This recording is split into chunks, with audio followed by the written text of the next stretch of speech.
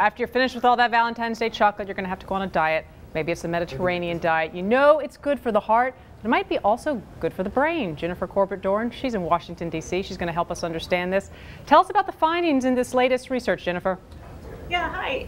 This research looked at about 1,000 people who are part of this study in northern Manhattan. This is a group of people that have been followed for years. Researchers are looking at stroke and risk factors for stroke. But this is a side study.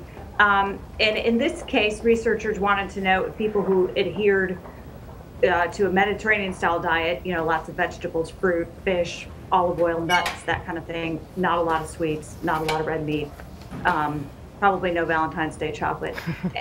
Anyway, they wanted to know if people who adhere to that kind of diet, what their brains looked like. So they had all these people undergo brain scans to see what was inside. And what they were looking for was this marker of damage to small blood vessels in the brain. And this marker can actually be measured on the scans.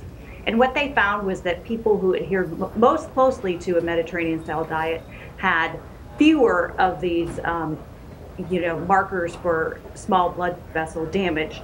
But the researchers caution, of course, that this does not prove that the Mediterranean-style diet is better for your brain, that they need more study.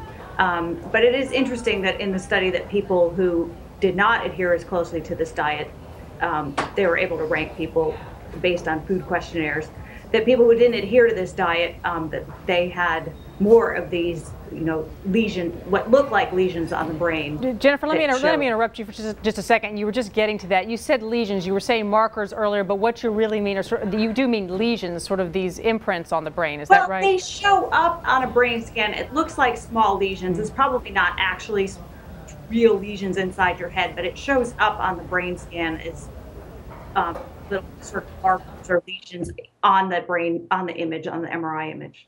How long has the Mediterranean diet been around? Well, I think it's probably been around forever. I mean, it's based on what, traditionally what people who live around the Mediterranean Sea eat. That, it's a lot of fish, it's vegetables, fruits. But it became pretty popular in the U.S., I would say, in the 1990s.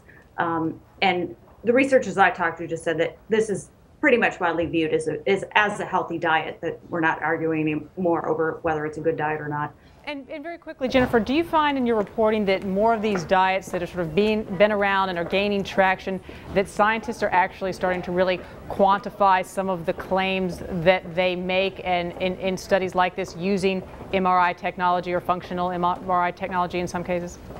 Yeah, I mean, I think that researchers are getting closer to actually seeing some of the underlying mechanisms in the body and, and how they respond to diet over a number of years.